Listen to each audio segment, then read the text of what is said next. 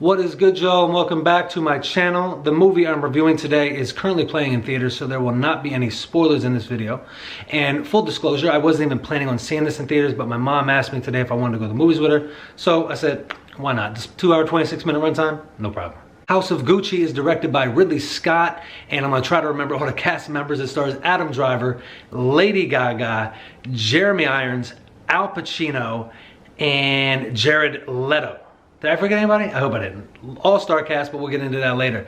So before I get into the actual movie itself, it's important to understand the Gucci family, because that's who it's about. So when we start out, it's in 1978 in Milan, in Italy, and our main 4 characters in the Gucci family are Rodolfo Gucci, Aldo Gucci. They are brothers, so they are the descendants of their grandfather who started the company. Now, Gucci at the time was kind of not what they were. They're kind of a legacy company. They're kind of a museum company. They're kind of not what they used to be. They're kind of just looked at like, oh, they're just old. They, we respect it. It's kind of like an Alfred Hitchcock movie.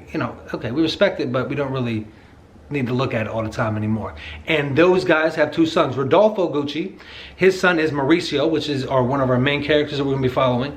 And Aldo Gucci's son is Paolo. Now, Paolo is kind of an idiot. He's kind of like Fredo. I don't mean even to say that because they're Italian, but he's kind of like Fredo from The Godfather. He's just kind of there, and he's kind of an idiot. Aldo he runs the company. He does the New York side of things. He runs things in New York. Rodolfo, who I'll get into, is my favorite character in the movie. And he's kind of a recluse. He's living in Italy. And again, he's kind of just living off of the fame of the company. Those are 2 older guys. Now their sons, Paolo, like I said, Paolo is Aldo's son. Mauricio, played by Adam Driver, is Rodolfo's son. Now Mauricio is easily seduced early on by a social climber and manipulator, con artist, and played by Lady Gaga, Patricia Reggiani. Now she is, when we meet her in 1978, living in a upper middle class life. Her father has a relatively successful business in Italy. She's doing well, but you can tell early on just by the way she dresses, the way she moves, she likes the finer things in life. She likes to party. She moves fast. She has goals in mind. So she runs into Mauricio. She knows who he is, and then uses his gullibility, his being easily led. Although he's smart, he's kind of like a book smart person, he wants to be a lawyer. It's clear he's never really been around women, because all she does is go on a couple dates with him, have sex, and she wants to get married. Like what? That's it. And then she's in. So although she is not technically Gucci, she is in the Gucci family. So she's on the inside, she's exactly where she wants to be. And then from there, her goal is to move her and Mauricio up to the top, and then ultimately herself. So how does she do this? She uses these characters' stupidity, she uses time, manipulation, and gullibility, and her own charm. She's a very charming person. So if you're not aware of her, you can be easily led. All the characters have different little personalities. Aldo is just, although he's old, he's a very trusting person. He's a nice guy. He's very vibrant. His son is an idiot. Now, Rodolfo is a recluse. He does not trust her. Rodolfo is Mauricio's father. He does not trust her. He's coming in. She's coming into they're out of nowhere. So she uses everybody, time, manipulation, stupidity, to con everybody and get them to descend against one another so she can ultimately rise up the ranks with Mauricio. However, Mauricio catches on, and then we lead to a high climax end of a movie.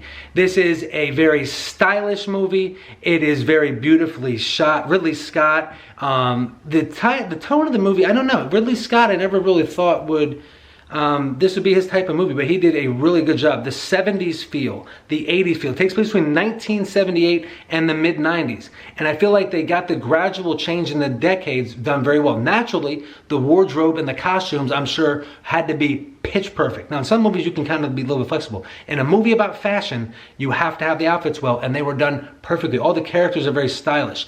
The way they talk to each other, well, I'm gonna talk about that in a little bit, but the way they talk, the way they move, everybody's look, the atmosphere, the landscapes, all shot very beautifully. One of my favorite sequences in the movie is when Mauricio and Patricia have to get out of Italy and they go to the Switzerland, which is full of mountains, and it's snowing. It looks absolutely beautiful. Ridley Scott did a really good job shooting this movie. I'm not surprised. You know, he's an amazing director and a legend. But those are some of my favorite scenes. The acting in this movie is top notch. Now, usually I'm not a big fan of a high profile cast, but a movie that is about a high profile life makes sense to have a high profile cast. I get it. It makes sense. That also ties into the long run time, I'm so sorry, of 2 hours and 26 minutes. It's excessive, but it's about excess. So it's like The Wolf of Wall Street was a long movie, but it's about excess. So although it's not my favorite thing, I absolutely get it, and it makes sense. Again, it looks great, the acting's great, it's got great style. This is not one I think I'll watch again, and this is nothing against the movie, but I'm not personally a big fan of movies about rich people arguing and being mad at each other. Just not my cup of tea. However, it is, if you like this like epic stories, family drama stories, you'll absolutely grasp onto this. Everybody is really good. Now, my favorite character in the movie is Rodolfo Gucci, who's played by Jeremy Irons. Now, I'm glad he was played by Jeremy Irons, because Jeremy Irons is my favorite actor in the movie. I just like him as an actor in general. He's always very sharp. He did Scar's voice. He's a great actor. But the way you see these characters being used, like as an audience, you're sitting there watching Patricia, who's an obvious manipulator, and she puts, I don't know if anybody's seen David Fincher's Gone Girl, but she puts Amy, I mean, this is based on a true story, that's you know, made up story, but she puts her to shame as far as being a manipulative and a terrible human being. What didn't I like? There's not too many. Oh, I forgot. I didn't want to forget. The soundtrack is so good in this movie. Whether we're in the 70s and it's disco, you got the 80s synth pop songs. You got like Blue Monday in there, and then you got some opera in there. It makes sense because it's an Italian family.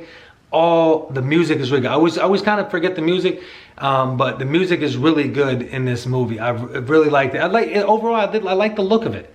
That was my main thing. What didn't I like? And I have to be fair across the board, because I've made complaints about this before with Disney movies, so I have to be fair if I'm going to complain with like this type of movie, a drama movie. I don't like when a movie takes place in another country where people did not speak English and they're speaking English. Now, granted, that would be a hard task to ask all these actors to learn Italian and their lines, but but then don't throw in other Italians. So what they'll do is they speak primarily English, but then they'll throw in ciao and grazie. Like, so they know Italian, then why aren't they speaking Italian? Like, I get it, you know, fair enough. It's a nitpick, it's a small thing, but it is something I always notice.